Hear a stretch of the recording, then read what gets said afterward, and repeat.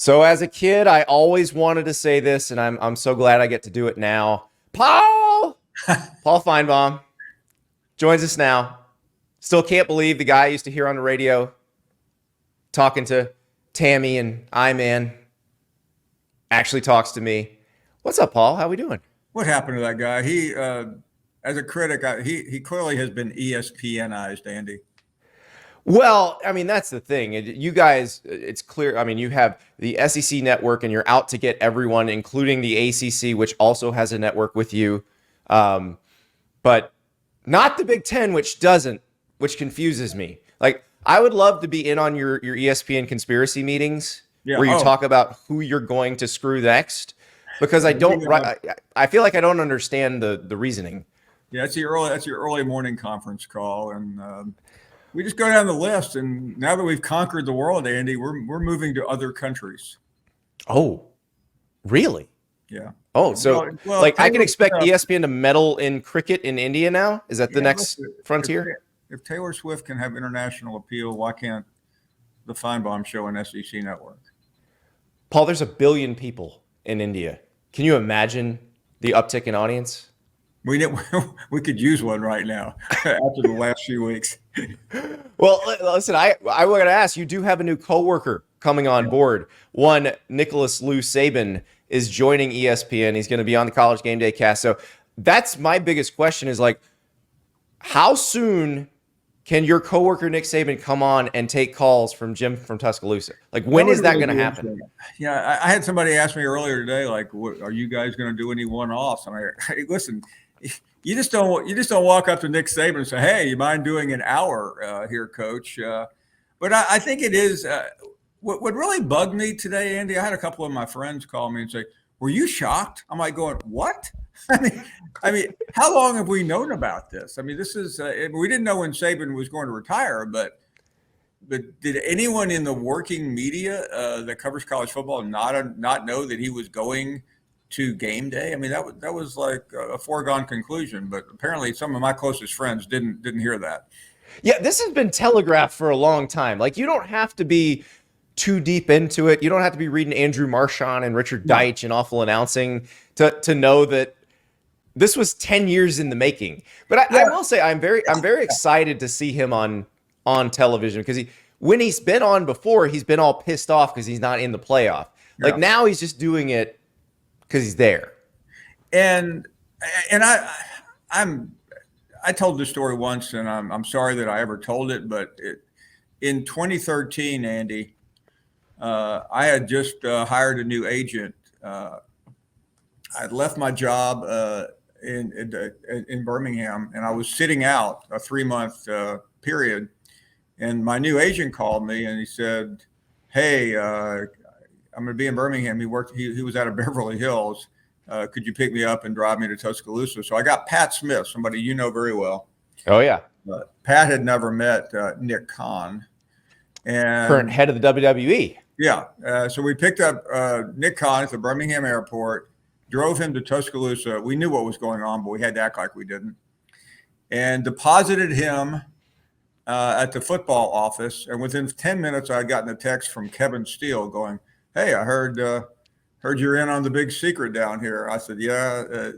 So long story short, inside of Nick Saban's office was after we dropped him off was Nick Khan, Nick Saban, and Jimmy Sexton, who then went to Saban's house to meet with Miss Terry, where the first offer, this is now May 2013, that was the first conversation about Nick Saban ever working at ESPN. And then I happened to be with Khan again at the Langham Hotel, someplace you probably have heard of, in Pasadena in January of 2014, Auburn and FSU, of which Saban was working for ESPN after losing the Kick Six game and the Oklahoma game. And they met again. So that was, 10 years ago? And we're all surprised today that Nick Saban finally went to ESPN. Well, and Nick Khan is a big ideas guy. As we mentioned, he's now the head of the WWE. Yeah. When he was at CAA, he helped the SEC with its media rights deals. He told a story on the Pat McAfee show a few weeks ago about trying to get Tim Tebow to do a match at WrestleMania. I mean, you work with Tim, or is that Is that something you'd want to see? You think he could pull it off? I think Tim made a mistake. I think Tebow. Can you imagine Tebow in that world? Oh, tremendous. And listen, we both have been around Tim a long time. He's one of the most electric personalities, but I think he would love it. And I don't think Tim has any other comebacks up his sleeve. But man, would I like to see that? We know he can cut a promo. We saw what he said after the Ole Miss game in 2008. So yeah. He got that. He's still jacked. It's perfect. So get on the horn with Nick. You hold sway with the man. Make that happen. Listen, I was the first person the SEC network hired, and then Khan called me and said it was the day after Tebow got cut by the Patriots in 2013. He said, "Hey, by the way, you're about to get a new teammate," and so I had interviewed Tebow when he was at Florida, and so I got together with him quite a few times, as you can imagine, before the SEC network launched, and Andy, the guy has picked me up and 3 other people at the same time. He would be great in the ring. Oh. All right, so we got that figured out. Speaking of in the ring, you had Greg Sankey on your show yesterday, and he is in every ring there is right now because he's in the advisory group with Tony Petitti from the Big Ten. One of his schools is trying to nuke the NCAA using the state attorney general. When you talk to Greg about the decision to partner with Tony Petitti in the Big Ten, what was the vibe you got about that last straw? Why they finally decided, okay, the grown-ups need to take the wheel here? I think it's a couple of things. I think the fact that the Pac-12 still has a seat at the table. I think that combined with the NCAA conventions, which you have been to, where you actually have to sit back and listen to Slippery Rock and Elon and Southwest Texas have a voice. I think it's a combination of a lot of things. I think the biggest issue are all these court cases that scare everyone inside the arena, so to speak. And I just think it was inevitable. And I think obviously it's Kevin Warren leaving the Big Ten, Andy. Sankey went to Kevin Warren in the past, and Kevin Warren thought he was always the smartest guy in the room, and he never was. So I think ultimately Tony Petitti had a history with the SEC with some of his other jobs, and he reached out very quickly, as you know. So you're a Tennessee grad. How do you feel about your school going nuclear? I mean, this has been quite a multi-pronged attack on the NCAA since the Nico investigation became public last week. Yeah, I mean, I think Donde Plowman and everybody else there has won. They've won the battle, but that's not what this was really about, Andy. And I think ultimately they'll prevail in court, but I don't know I don't know if all the strong language was really necessary. I think it might have been more effective just to not to say a word than to fire away a lawsuit that you had a pretty good chance of winning. Lawyers always say if the facts are on your side, you don't need to bang the table. You don't need to scream and holler. And I think Tennessee has the facts on their table, the facts on their side. Spoken like a man who had a lot of conversations with former lawyer Mike Slive, yes, who was a big under-promise, over-deliver kind of guy. So exactly. And yeah, and I think if you read between the lines, I didn't hear Sankey hugging anyone from Tennessee during that conversation. No. But he did reiterate something he said last week when he was on your show yesterday. He said that the individual cases involving NIL, which are Tennessee, Florida, 2 of his schools, Florida State, not one of his schools, but there are others out there. We're just waiting to find out which ones they are. He said they were distractions from the bigger picture, right, which that leads me to believe, like, hey, just leave my schools alone here. Yeah, no, I mean, anyone who believes that Tennessee is going to spend a day in jail, simply NCAA jail, doesn't understand what's going on here. This is a non-starter for the NCAA, and I think that's really what Sankey was trying to say. I think Greg would have always preferred to handle things behind the scenes, but he Yeah, I think it also shared. The funny thing was, all these statements came out, Andy, while the ADs were meeting last week, including the Tennessee AD in New Orleans. Yeah. Yeah. I mean, all of it. That's the thing people don't understand. And Donde Plowman, the chancellor at Tennessee, is tight with Greg Sankey. Yeah. None of this was done without his knowledge. And I don't know about blessing, because I don't think Donde Plowman feels like she needs the commissioner's blessing. But and listen, Donde deserve. She deserved a lot of credit. I mean, I realize a lot of people tried to chisel it down to, well, they were trying to save money on Jeremy Pruitt. Well, that was part of it, but she also didn't have to go as far as she did in throwing Tennessee under the bus. Did they get away with it? Yeah, I know all the conspiracy theorists are out there, but in the end, I think she deserved credit for her stance, and I think in some ways she saved Tennessee. So, Paul, you have all of the fan bases from the SEC and actually from everywhere else calling. You had a dude from Maine calling in yesterday. But I'm curious, which SEC fan base right now do you think is experiencing the most angst? Florida. I figured you were going to say that. Because, I mean, I am used to a Florida fan base that always felt like it was on the same level as Alabama. What's that old? You remember the old Dan Jenkins? Dan Jenkins, that's right. The arrogance of Alabama, the tradition of Wake Forest. Yeah, it's one of the greatest lines ever. And by the way, when Dan wrote that, it was before Urban Meyer and really before Steve Spurrier, wasn't it? It was before Steve Spurrier, yeah. And so I think the tradition level has risen considerably. The arrogance level was at an all-time high, I think, after Urban Meyer's second national title. Yeah. It's dropped quite a bit since then. Yeah, and I hate that. I mean, when you do a show like ours, you don't want to go, okay, there's Mildred from Sarasota.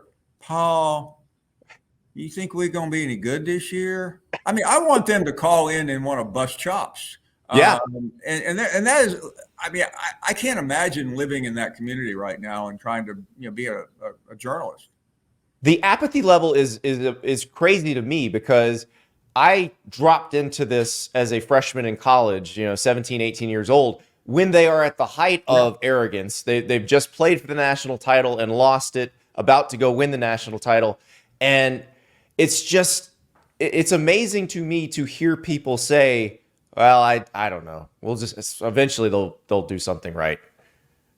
Everybody thinks I'm the biggest Alabama flag waver in the world, Andy. But let me compliment Alabama fans. I did a show there, as you know, when they were losing 6 straight to now Senator Tommy Tuberville. They never backed down. Alabama fans, whether they were on probation, whether they were losing under Mike Shula, Mike DeBose, even that glorious 8 or 9 months of Mike Price, they either talked about the past, hey, we won under Bear Bryant and Gene Stallings, or they portended the future. They never threw in the towel. And it seems to me, I'm not looking for headlines here, but Florida fans have given up. They just say, okay, whatever happens, que sera, sera. That's not good. And I don't know what, and I'll defer to you. You're a Florida man. We cannot have Florida fans being apathetic. No, I always say that anger, if you're an AD, a school president, you want anger. Apathy is what you don't want. Apathy means you can't get it back. Anger means people still care. And I'll point out another fan base, as you brought up the Alabama thing during the lean years, Tennessee, going through all those dark times. Those people never stopped believing that the next year was going to be better. Yeah, I went to school in Tennessee during a down period. And so I got a good taste of it, but it was always about what used to be and what was about to be. And I was there when Johnny came marching home my final year, and it was the biggest thing I'd ever seen. Of course, at the time, I mean, I was 20 years old, but yeah, I mean, I think I don't know what the solution or the magic bullet for Florida is, but it's not saying, well, I hope Billy Napier can get to a bowl game next year. It's not that. And because that shouldn't be the minimum requirement or that should be the bare minimum requirement, not the thing that makes you happy. And it's interesting. But when I see Steve Spurrier, I mentioned he spoiled everybody. He made everybody forget that it's not always easy to win at Florida.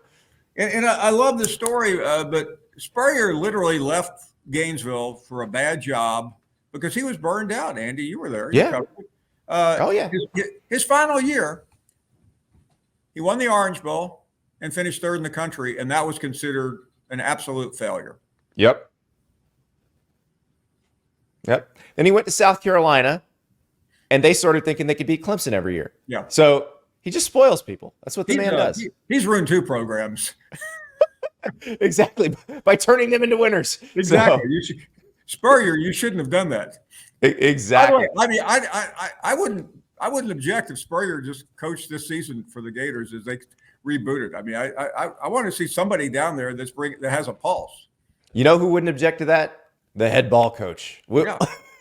that may be in the offing depending on what happens. If things go poorly the first few weeks. I don't want to waste your time. Well, I really like Billy Napier, and I think he's been a failure. Okay, can we just all agree on that? Quit making excuses. It is not where it needs to be, and I think he'll tell you he's got to get it better. And I think everybody knows he better get it better this year, or that's probably it. Maybe they will. I mean, listen, they got a couple of good recruits. 2. That's right. 3 out of what? 20. I love how you start with the compliment and then plunge the knife in. That's I'm just trying to. I mean, I watch these recruiting analysts on my network and everybody, and they're all. I mean, you talked to somebody yesterday about Florida. Well, they got the best quarterback. They got the best. What else do they have? And who left in the interim? Well, and that's the thing. Now, I will say, as a person who now works for a company that covers a lot of recruiting, you don't want to be a jerk and say mean things about 17-year-olds. No, I draw the line there. Although I do think LJ McCray and DJ Lagway are a reason for excitement. Andy, my first job was my first couple weeks in Birmingham. It was 1980, I think, and this wasn't national. There was an early recruiting period back then. Yeah, and I'm there one night at about 7:00 at night, and some father and son show up there, and they go, "We're looking for the prep editor," and I go, they're out right now. They said, well, I'm here to commit. I said, commit to what? He goes, I play high school for whatever high school, and I want to commit to Auburn. And I said, why? I mean, I said it the wrong way. I wasn't really there to interview the guy. I was just like, why? Because Auburn had just been given a letter what's the letter of enforcement, the infraction letter? Yeah, the notice of allegations. Yes, allegations. I've already forgotten because they don't do it anymore. This is around the time Pat Dye left his pants on the golf course, I think. Yeah, exactly. And Dye had not gotten there yet. This was the end of. Okay. This is before that. Okay. And they said, "Well, I love Auburn." I said, "Oh, okay." I said. They said, "Well, can you take it down?" I said, "Yeah, okay, whatever." I started writing the name. I said, and I never interviewed a high school player committing before. And I said, "Well, you are aware that Auburn just received the notice of allegations, and you still want to go there?" And the kid got very upset, and they said, and they left, and they called the editor to complain, trying to act like I was trying to talk the kid out of going. And by the way, I realize that's in the news these days. I didn't know any better, so I'll never do that again. How dare you, Paul? By the way, that was not the first time somebody called the editor trying to get you fired. No. So you were used to that by that point. I was only there I'd only been there 2 weeks though, Andy. Yeah, they take that a little seriously, but it didn't go over. Yeah, I just remember when I was covering high schools, when I was the prep guy that person was looking for, a swimmer's father says, "You are hurting my child's chance of getting a college scholarship." I said, "Sir, your child is a swimmer. The clock is hurting your child's chance of getting a scholarship. I have nothing to do with it." That didn't go over very well. No, but it was a good education. I did a couple of investigative pieces in Birmingham about high school stars, and I got to see the underbelly of it back then when couple of bucks here and there would put your school in harm's way. Now we call it NIL, baby. It's about to be completely legal. God bless your alma mater. I spoke to they call it the Red Elephant Club, Andy, and well-known group. I spoke to a girl, Laura Rutledge and I, proud Florida girl. What a team. We spoke to this group 2 years ago, I think, in Birmingham. And I said, 40 years ago, I was investigating half of you for illegal payments to Alabama football and basketball players. Now I'm sitting here as your guest of honor, actually getting paid to be here to entertain you. And what you did then is perfectly legal now. And so congratulations. The statute of limitations is gone. I'm sure all the Dodge Chargers in the parking lot just roared to life in celebration. They trample over me to get their picture made with Laura Rutledge. That's as one does. She was Miss Florida, you know. Paul, thank you so much. Not a single selfie the whole night. Anyway, Andy, it's always a pleasure to be with you. Thank you so much for watching. Just a reminder, subscribe to this channel right here so you never miss an episode of Andy Staples on 3. And oh, by the way, watch all the other great videos on the On3 Sports YouTube channel.